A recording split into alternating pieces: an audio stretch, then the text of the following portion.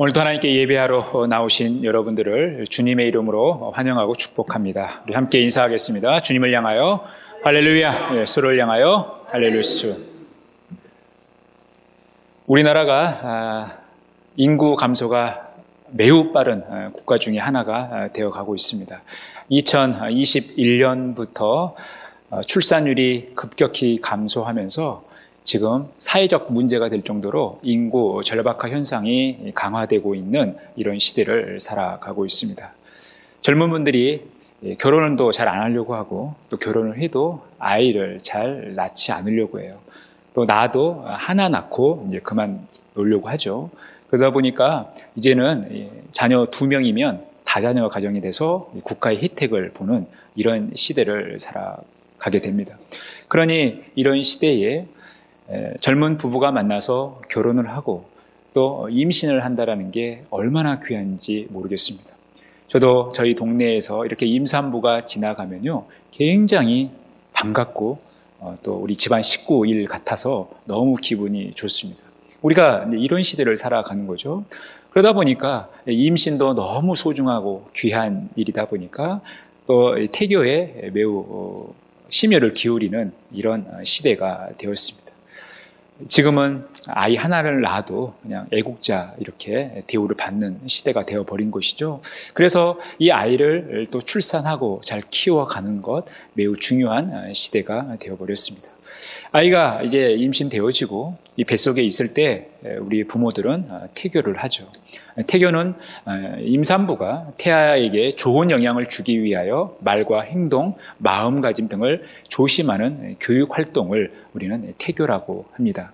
그래서 뱃속에 있는 태아는 부모로부터, 모체로부터 정서적 또 신체적, 환경적 영향을 받는 매우 중요한 시기를 뱃속에서 보내기 때문에 이 어머니의 태교 또 곁에 있는 아버지의 태교도 매우 중요한 일을 우리가 경험하게 되는 것이죠. 그래서 이 태교는 동서고금을 막론하고 많은 사람들에게 있어서 중요성을 이렇게 인식하고 그리고 받아들이는 겁니다.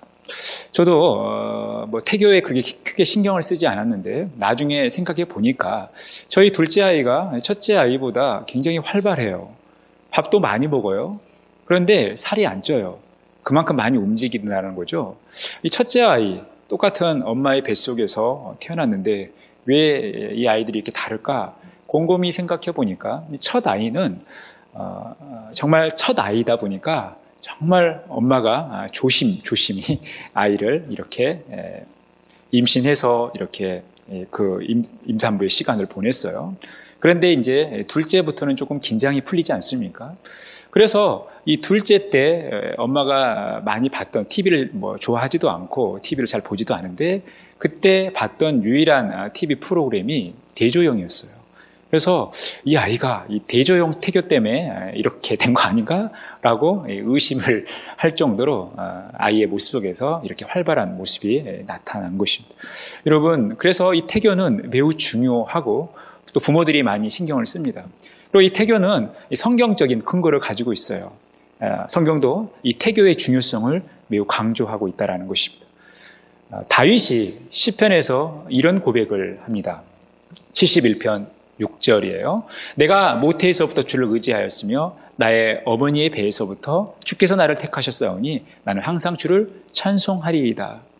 여러분들의 뱃속에서 여러분들의 자신을 의식해 본 적이 있습니까? 여러분들의 뱃속에서 부모님을 생각해 보셨어요? 여러분들의 뱃속에서 하나님을 생각하신 기억이 있습니까? 아마 기억이 없을 거예요. 그런데 다윗은 매우 특별한 고백을 하죠. 내가 모태에서부터 주를 의지하였다. 정말 다윗은 모태에서부터 주를 의지했을까요? 이 고백은 사실 그가 뱃속에 있을 때 그의 어머니가 하나님을 의지하였기 때문에 이런 고백을 하는 거죠.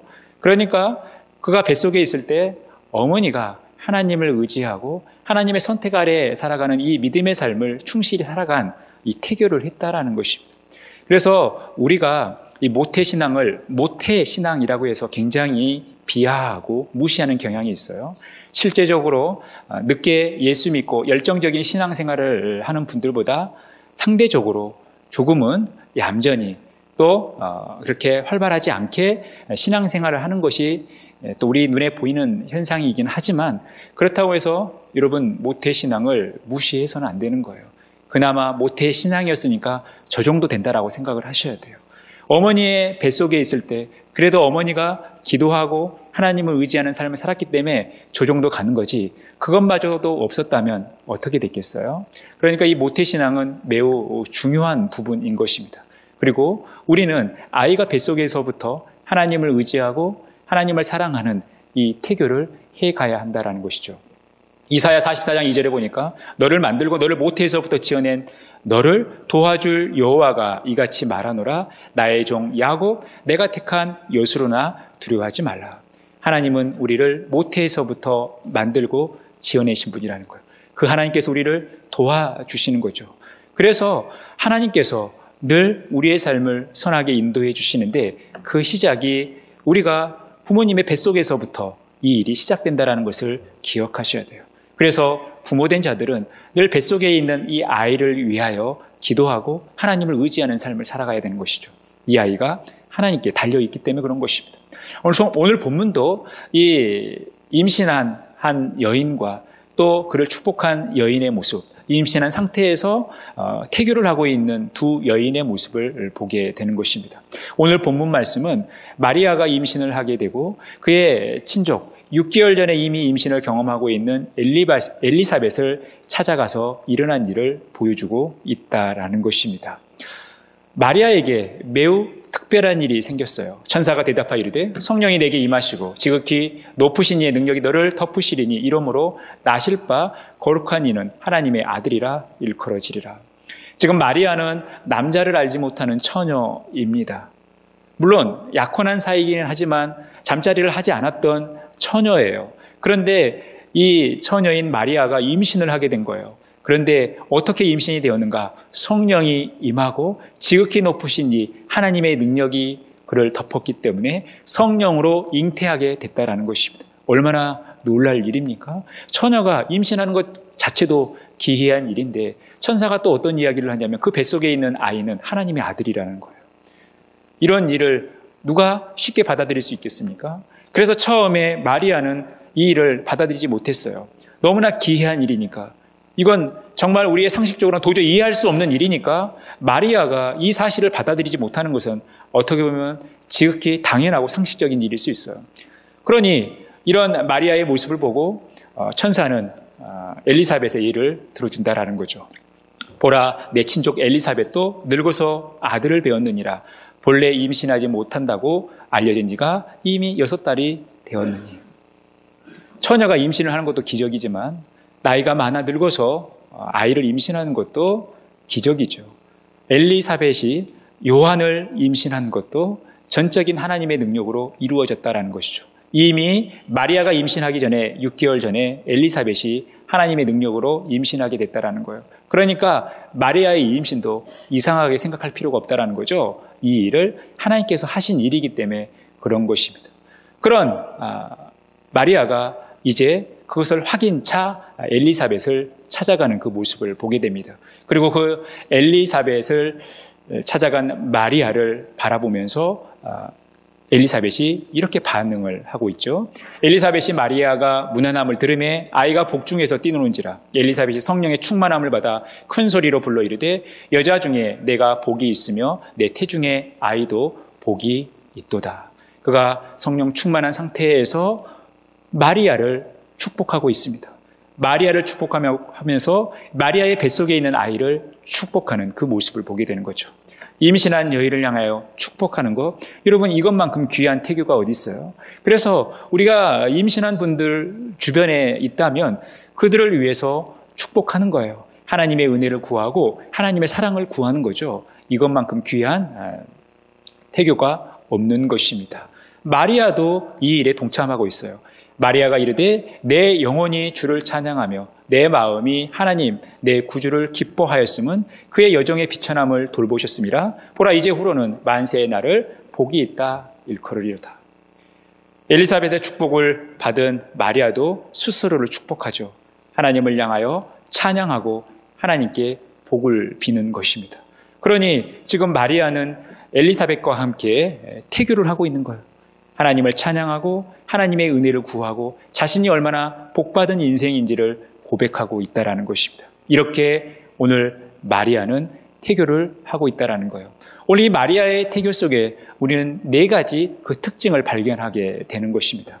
첫 번째, 마리아의 태교는 성령의 임재가 있었다는 것이죠. 오늘 35절과 41절에 성령이 내게 임하시고 엘리사벳이 성령의 충만함을 받아. 마리아가 임신을 할 수 있었던 것은 성령을 통해서 성령이 임재하셨기 때문이죠. 엘리사벳이 마리아를 축복할 수 있었던 것은 그가 성령 충만함을 받았기 때문에 그렇다라는 거예요. 엘리사벳과 마리아의 삶 속에 성령이 임재하고 계신 거죠. 성령께서 개입하고 계시다라는 거예요. 그들의 삶을 성령께서 인도해 주신다라는 것입니다. 사랑하는 성도 여러분, 우리의 삶은 성령이 임재하면서 우리의 행복이 시작되어지는 거예요. 우리의 삶은 성령께 달려있다라는 것입니다. 성령께서 임재하시고 성령으로 우리가 충만해져야 우리의 삶이 온전한 삶을 살아갈 수 있다는 것입니다. 그래서 우리는 성령에 의하여 살아가는 것입니다. 성령에 이끌려 살아가는 것입니다. 예수님도 초창기의 삶은 예수님께서 시험을 받으실 때도 세례를 받으실 때도 철저히 성령께 이끌려 행하시는 그 모습을 보게 되는 거예요. 오늘 마리아와 엘리사벳에게 성령이 임재하신 것입니다. 그리고 그 성령께서 그들의 삶을 선하게 인도하시면서 정말 우리 인류 역사상 가장 위대한 인물인 예수 그리스도와 또한 세례 요한이 이들의 몸을 통해서 태어나는 그 모습을 보게 되는 것입니다. 바로 성령께서 하신 사역이었다라는 것입니다. 두 번째, 마리아의 태교의 특징은 하나님의 주권을 인정하고 받아들였다라는 것입니다. 49절에서 50절에 보니까 능하신 이가 큰 일을 내게 행하셨으니 그 이름이 거룩하시며 국률하심이 두려워하는 자에게 대대에 이르는도다. 능하신 이가 누굽니까? 하나님이시죠. 하나님께서 큰 일을 행하셨다라는 거예요. 여러분, 처녀가 임신하는 것은 이건 인간의 힘으로 할 수 없는 일이죠. 이것은 하나님께서 하신 큰 일이라는 것입니다. 하나님께서 마리아를 돌보시고 마리아에게 역사하셨기 때문에 그에게 세상이 깜짝 놀랄 만한 놀라운 일이 생긴 것이죠. 그의 팔로 힘을 보이사 마음의 생각이 교만한 자들을 흩으셨고 권세 있는 자를 그 위에서 내리시셨으며 비천한 자를 높이셨고 줄이는 자를 좋은 곳으로 배불리셨으며 부자는 빈손으로 보내셨도다. 마리아는 자신의 임신 소식을 알게 되고 이렇게 고백하는 거죠. 그의 팔로 힘을 보이셨다. 하나님께서 그 위대하신 팔로 힘을 보이셨다라는 거예요. 그러면서 그 능력이 많으신 하나님께서 마음의 생각이 교만한 자를 흩으시고 권세 있는 자를 그 위에서 내리치셨다라는 거죠. 하나님의 주권적인 행위라는 것입니다. 반면에 비천한 자를 높이셨고 줄인 자를 좋은 곳으로 배불리시는 이 하나님의 놀라운 은혜, 놀라운 손길을 지금 고백하고 있다는 거예요. 이 모든 것이 다 하나님의 주권적인 행위라는 것입니다. 우리 인간이 도저히 할 수 없는 일을 하나님이 하시는 거예요.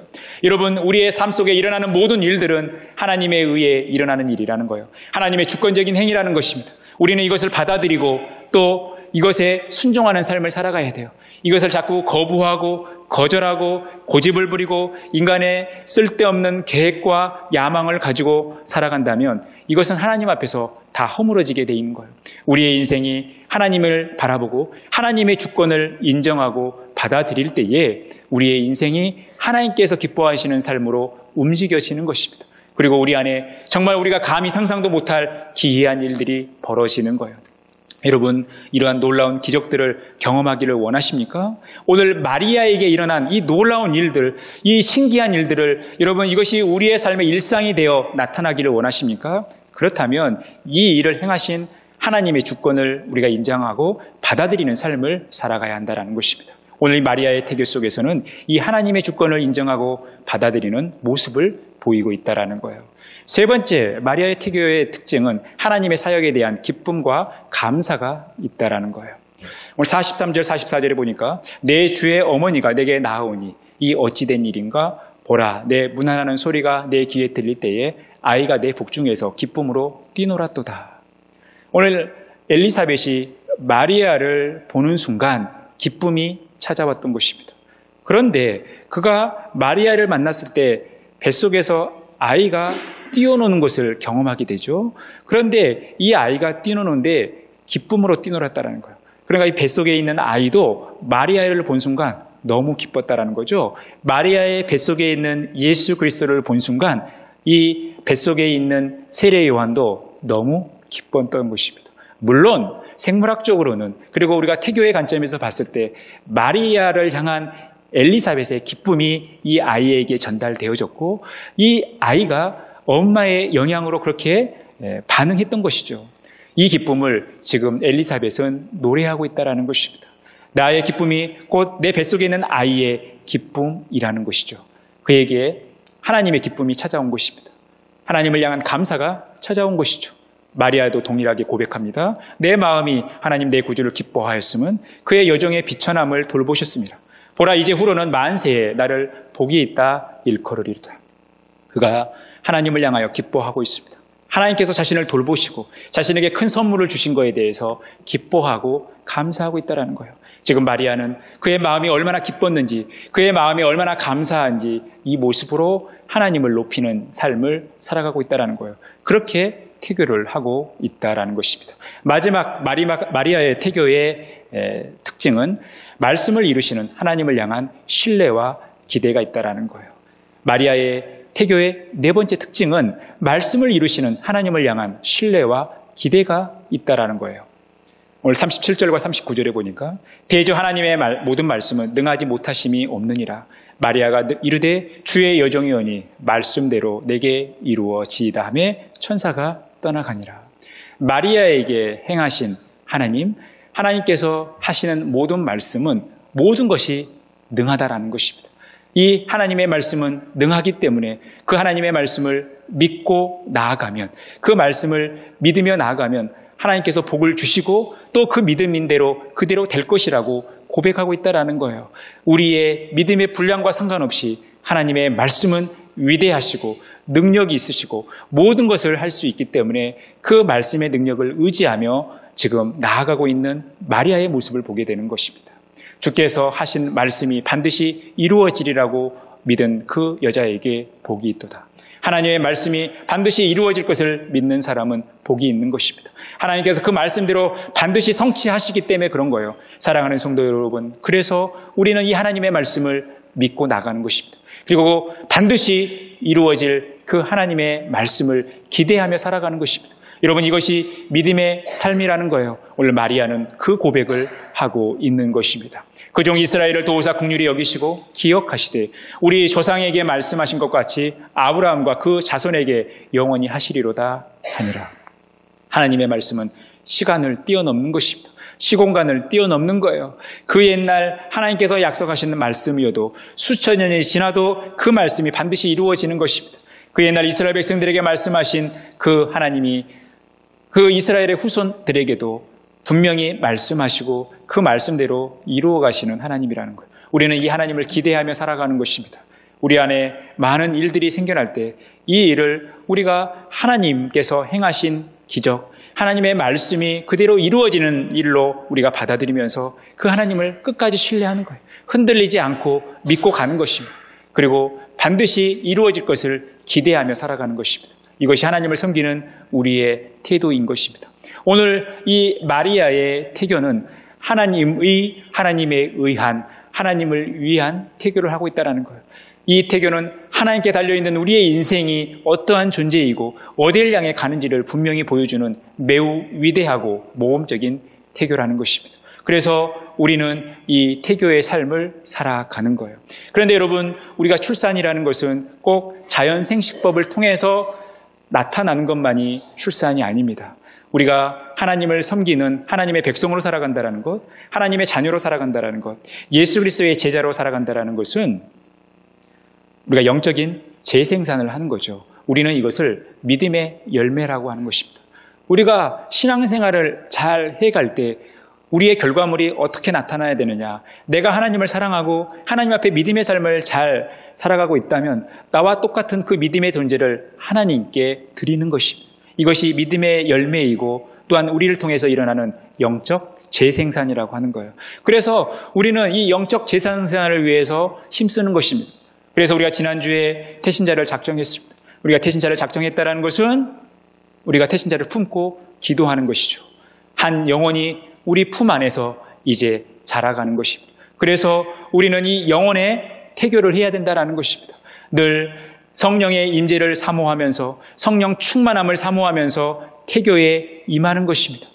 하나님께서 행하신 주권적인 사역, 하나님의 주권을 인정하고 받아들이면서 우리가 태교하는 것입니다. 하나님께서 우리에게 행하신 놀라운 일들, 하나님의 사역을 우리가 기쁨과 감사함으로 반응하는 것입니다. 또한 하나님의 말씀은 반드시 이루어질 것이기 때문에 그 하나님의 말씀을 믿고 신뢰하고 기대하며 나아가는 것입니다. 우리가 그래서 우리 안에 품은 이 영혼을 놓고 이제 태교를 시작해야 된다는 거예요. 우리가 품은 이 영혼이 열매를 맺어 하나님께 나아갈 수 있도록, 영혼 구원이라는 그 열매가 나타날 수 있도록 우리가 품고 있는 영혼들을 위해서 우리는 늘 하나님을 바라보고 기도하고 태교에 힘쓰는 삶을 살아가야 한다는 것입니다. 사랑하는 성도 여러분, 한 영혼 한 영혼을 여러분 마음속에 품었습니까? 여러분 영적인 임신을 경험하고 계십니까? 그렇다면 우리가 태교를 시작해야 된다는 거예요. 이 영혼이 하나님을 섬기는 온전한 백성이 될 수 있도록, 영혼 구원의 열매를 맺을 수 있도록 우리는 이제 태교를 시작해야 되고 태교에 힘쓰는 삶을 살아가야 합니다. 이 삶이 저와 여러분의 삶 가운데 가득 넘치기를 간절히 바랍니다. 그런데 여러분, 이 태교는 아이에게 매우 유익한 일이죠. 부모의 영향을 받은 아이에게 매우 유익한 일이에요. 그래서 임산부는 늘 좋은 것을 먹고 또 좋은 것을 보고 좋은 것을 생각하고 좋은 말을 하고 좋은 행동을 해야 하는 거예요. 이것이 아이에게 영향을 줍니다. 그래서 이 산모의 이러한 행위는, 또 이러한 태교는 아이를 유익하게 만듭니다. 그런데 이 태교는 아이에게만 유익이 되는 것이 아니라 산모 자체에게도 유익이 되는 거예요. 내가 먹을 거 가려서 먹으면서, 내가 좋은 거 가려서 보면서, 내가 늘 좋은 생각을 하면서, 내가 늘 아름다운 언어 생활을 하면서, 또 본이 될 만한 귀한 행동을 하면서 아이에게만 유익이 되는 것이 아니라 내가 더 깨끗해지는 거죠. 내가 더 좋은 몸 상태가 되는 거예요. 내가 더 건강해지는 거예요. 내가 더 인격적으로 더 나아지는 삶을 경험한다는 것입니다. 이것이 태교가 주는 유익이에요. 여러분, 우리의 영적인 태교도 마찬가지입니다. 우리가 품고 있는 영혼들이 영혼 구원의 열매를 맺을 수 있도록 이 태교를 한다는 것은 우리가 품고 있는 영혼이 구원받고 하나님의 자녀가 되고 하나님의 백성이 되는 그 유익뿐만 아니라 그 영혼이 무사히 예수 그리스도를 믿고 구원받은 백성으로 출산하는 것뿐만이 아니라 이 일을 준비하고 기도하고 또 그 과정 속에서 그 영혼을 품는 내 자신에게도 큰 유익이 된다는 거예요. 이렇게 살아가면서 영적인 태교를 하면서 내가 더 거룩한 삶을 살아가는 거예요. 내가 더 성결한 삶을 살아가는 거예요. 하나님 앞에서 더 깨끗해진다라는 것입니다. 사도행전 15장 8절에서 9절에 보면 또 마음을 아시는 하나님이 우리에게와 같이 그들에게도 성령을 주어 증언하시고 믿음으로 그들의 마음을 깨끗이 하사 그들이나 우리나 차별하지 아니하셨느니라. 하나님은 우리에게 성령을 보내셔서 우리로 믿음으로 그 마음을 깨끗하게 하신다라는 거예요. 성령께서 우리에게 오실 때 우리의 마음이 깨끗해진다라는 것입니다. 하나님 앞에 성결한 삶을 살아간다라는 것입니다. 하나님 앞에 거룩한 삶을 살아간다라는 거예요. 성령이 임재하시면서 이렇게 역사하시는 것입니다. 그래서 하나님께서 우리를 그렇게 사용하시는 거예요. 누구든지 이런 것에서 자기를 깨끗하게 하면 귀히 쓰는 그릇이 되어 거룩하고 주인의 쓰심에 합당하며 모든 선한 일에 준비함이 되리라. 우리가 깨끗해졌을 때 하나님의 도구가 되는 것입니다. 하나님께서 우리를 합당하게 사용하신다라는 거예요. 우리가 하나님의 그 선한 일에 쓰임받는 종들이 다 된다라는 것입니다. 사랑하는 성도 여러분, 여러분들을 하나님 앞에 귀하게 쓰임받기를 원하십니까? 하나님의 귀한 사명의 도구가 되기를 원하십니까? 그렇다면 우리를 깨끗하게 해야 된다라는 것입니다. 우리가 이 영적인 태교를 시작하고 이 영적인 태교를 힘써야 한다라는 거예요. 우리가 이 태교에 힘쓸 때 우리가 하나님 앞에서 거룩한 삶, 성결한 삶이 되는 것입니다. 우리가 깨끗한 그릇이 되어서 하나님께서 너무나 우리를 귀하고 아름답게 사용하신다라는 거예요. 이 은혜가 저와 여러분의 삶 가운데 가득 넘치기를 간절히 바랍니다. 우리가 품고 있는 태신자들, 여러분, 이것은 우리의 평생의 과업인 것입니다. 여러분들이 거룩한 삶을 살기를 원하시고 하나님께서 기뻐하시는 백성이 되기를 원한다면 영혼을 품으시라는 거예요. 영적 임신을 하시라는 거예요. 그리고 그들을 위하여 늘 태교하라는 것입니다. 그들을 위하여 기도하고 하나님의 주권을 받아들이고 성령의 임재를 사모하고 하나님 앞에 기뻐하고 감사하면서 하나님께서 주신 말씀들은 반드시 이루어질 것을 확신하고 기대하며 살아가라는 것입니다. 그럴 때 많은 영혼들이 저와 여러분을 통해서 주님께로 돌아오는 놀라운 역사가 있을 것이고, 또한 우리가 하나님 앞에 더 거룩한 삶, 더 성화된 삶을 살아갈 것입니다. 이것이 태교로부터 시작된다는 사실을 기억하시면서 태교에 힘쓰는 저와 여러분이 다 되어지기를 간절히 바랍니다. 이사야 44장 24절에 내 구속자여 모태에서 너를 지은 나 여호와가 이같이 말하노라. 나는 만물을 지은 여호와라. 이 땅의 모든 것을 창조하신 하나님은 우리를 모태에서부터 우리를 지었다라는 것입니다. 남녀가 만나고 난자와 정자가 만나서 한 생명이 태어나는 것이 아니라 우리의 모태에 한 생명을 심어주신 분이 하나님이시라는 거예요. 하나님께서 우리를 지으시고 하나님께서 우리를 만드셨다라는 것입니다. 그리고 하나님께서 우리로 이 땅에 태어나게 하신 거예요. 우리에게 말씀하시는 하나님은 바로 이런 하나님이에요. 우리가 의식하기도 전에 우리를 모태에서부터 지으신 하나님이 바로 우리가 섬기는 위대하신 하나님이라는 거예요. 이 하나님을 바라보시면서 살아가시기를 바랍니다. 이제 여호와께서 말씀하시나니 그는 태에서부터 나를 그의 종으로 지으신 이시오. 야곱을 그에게로 돌아오게 하시는 이시니 이스라엘이 그에게 모이는도다. 그러므로 내가 여호와 보시기에 영화롭게 되었으며 나의 하나님은 나의 힘이 되셨도다. 우리를 모태에서부터 지으시고 또 이 땅 가운데 나오게 하신 하나님은 우리의 회복을 이루시는 분이에요. 우리가 이 땅에 태어나서 실수하고 연약하고 넘어진다 하더라도 우리를 다시 일으켜 세워주시고 우리를 회복시켜 주시는 분이 우리 하나님이시라는 거예요. 우리의 모든 것을 회복시키시는 분이 하나님이시라는 거예요. 사랑하는 성도 여러분, 우리 주변에 실족하여 예수님을 떠난 이들이 있습니까? 우리의 자녀가 전에는 신앙생활을 했는데 지금은 신앙생활을 쉬고 있는 자녀들이 있습니까? 우리의 부모님이 지금 신앙생활을 하다가 잠시 쉬고 계십니까? 우리의 이웃과 가까운 친척, 친구들 중에 예수님이 필요하신 분들이 있습니까? 그렇다면 그분들을 품고 이제 우리가 그들을 위하여 태교하는 것입니다.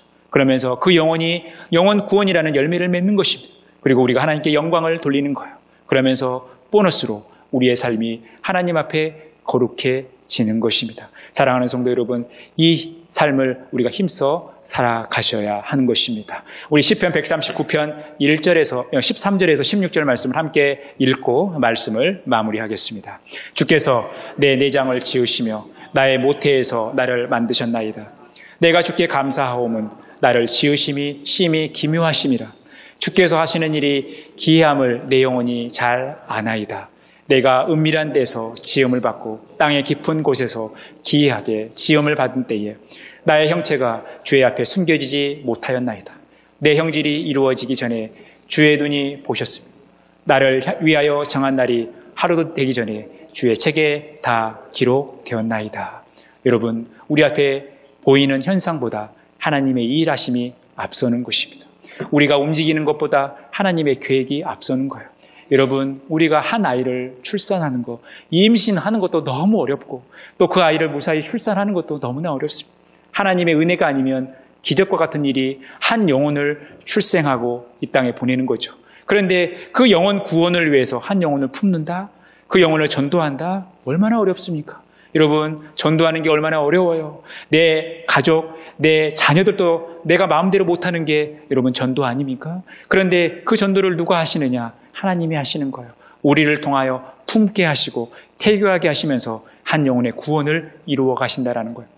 우리가 위대하신 하나님 앞에 우리가 형질이 생기기도 전부터 우리를 보고 계시고 우리를 만드신 하나님, 이미 우리가 이 땅에 태어나기 전에 우리의 삶을, 단 하루의 삶을 시작하기도 전에 이미 생명책에 우리를 기록해 놓으시고 우리의 구원을 소망하시는 하나님 앞에 오늘도 한 영혼을 품고 그 영혼을 위하여 태교에 힘쓰는 저와 여러분의 복된 삶이 되어지기를 간절히 축원합니다.